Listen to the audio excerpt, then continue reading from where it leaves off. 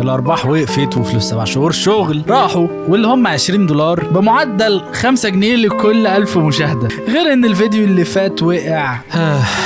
انت عارف انا زعلان على حاجه واحده بس. هاتوا الفلوس اللي عليكم، هاتوا الفلوس اللي عليكم، هاتوا الفلوس اللي عليكم.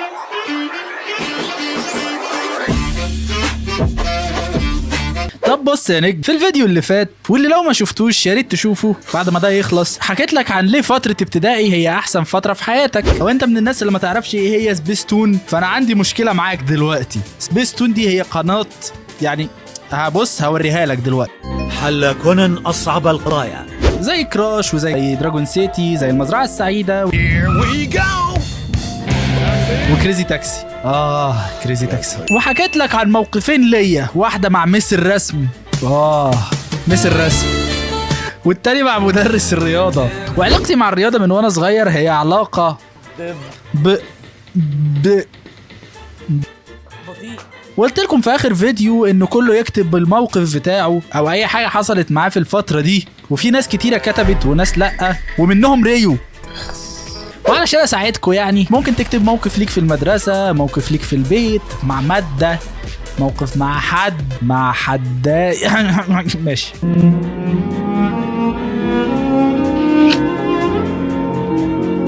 وحكيت لك الحكاية بشكل يبان متفائل، ولكن في جزء تاني من الحكاية ما حكيتوش من فترة ابتدائي، زي التنمر والكائن المتنمر، وده غالبا بيكون ضخم بالنسبة لسنه وتخين، مش معضل، لا لا لا لا تخين، يعني يخبطك كف من هنا يلزقك في الحيطة من الناحية التانية. ولا نقلي من المدرسة التانية، واللي حرفيا من هنا بدأت حكاية تانية خالص. يعني في المدرسة اللي قبل دي كان اخويا معايا، فكنت في حماية سيكا، اي حد يفكر يقرب مني ولا ينعن ميتين امك يالا انا خناقه.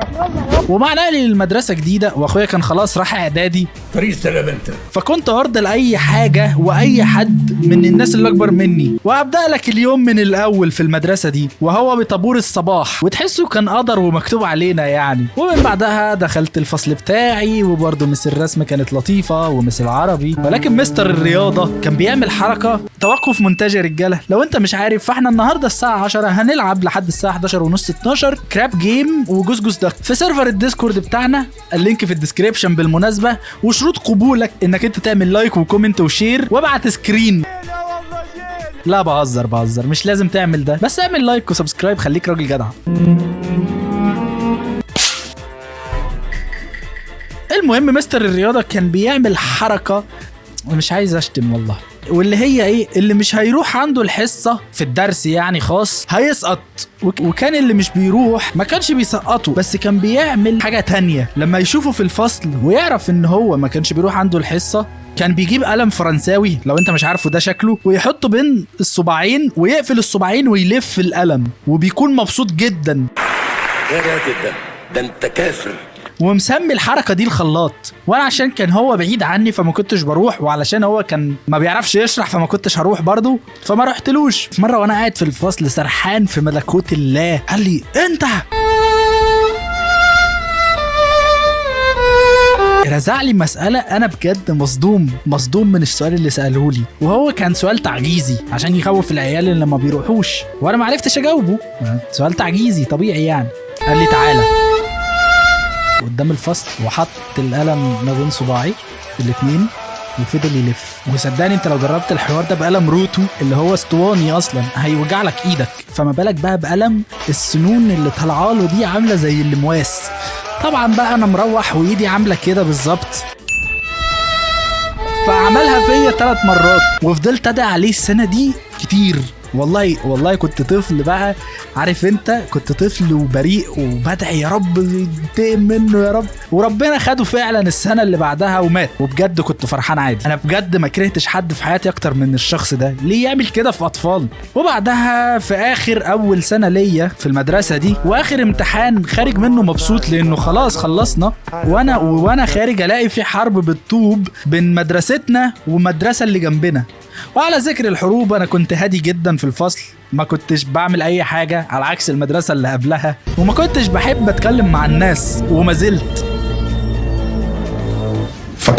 والمهم مشينا وروحنا البيت وقعدنا نزقطط ونلعب كراش ونتفرج على سبيستون ونقضي الاجازه الجميله واللي هي على عكس اي اجازه من دول تحس البركه اتشالت منها. ابتدينا السنه الاخيره وكان في موقف معلم معايا، وهو ان مدرس العربي قال لي قوم اقرا القطعه قدام الفصل. قلت تمام يا سهله واشرحها يا ابن ودي حاجه لعينه لانه القراءه تمام انما الشرح كان اللي جوايا عايز اقوله له يعني هو انا يا ابن انت محضر الحصه فهتقول، انما انا لسه اول مره اقرا القطعه وعايزني اشرحها كمان ولكن من بره حاضر يا مستر. وقمت قدام السبوره وقدام العيال وقريت القطعه وارتجلت على قد ما اقدر في الشرح.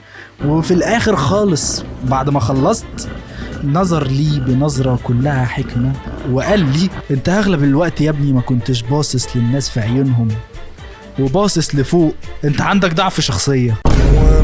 وانا من بره بعت الكلام ده ضحكت ضحكة خفيفة اللي هي ورحت قلت له انا اسف يا مستر ودخلت اقعد.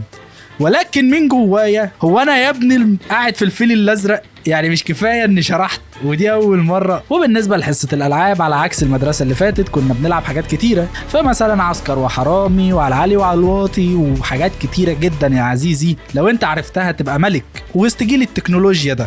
انما هنا بقى مفيش الكلام ده، اللي معاك كرة هو الملك حرفيا يلاعب اللي هو عايزه واللي مش عايزه ويختار الحريفه تيم بتاعه والباقي انطر قبلكاش. وكان في اسطوره عندنا في المدرسه انه بالليل في الحمام المكسور المهجور في راجل بيظهر بيكون مولع بنار سودا جوه الحمام، واللي بيكون بالليل في المدرسه بيقتله. وانا مش عارف بصراحه انا حمار قد ايه ان انا صدقت حاجه زي كده، يعني ليه ما بداش بالفراش مثلا؟ واصلا ايه النار السودا دي؟ اماتيراس دي ولا ايه؟ وخلصت السنه الاخيره ليا في المدرسه ورحت بقى مرحلة اعدادي والشاب المراهق وقد ايه انا راجل وصوتي تخن. ولكن مع خروجي من ابتدائي والانتقال لمرحلة اعدادي يمكن بدأت في الفترة دي الانبساط والضحك اللي بجد يختفي، وبدأ كل واحد بقى يشوف برستيجه واللي يظبط شكله علشان البت الفلانية. وبدأت وسط زحام الحاجات دي وسط زحام الدروس وسط زحام كل حاجة تختفي فترة الطفولة. ويمكن الإجابة على سؤال ليه فترة الطفولة هي جميلة وببساطة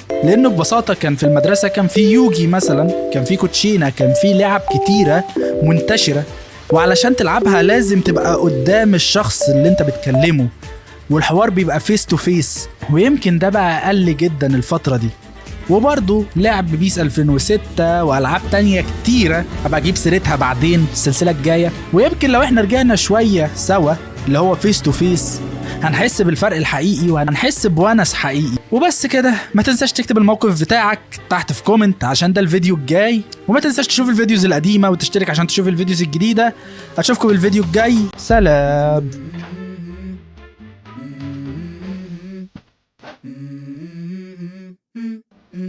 Let's go. I wake up to a little bit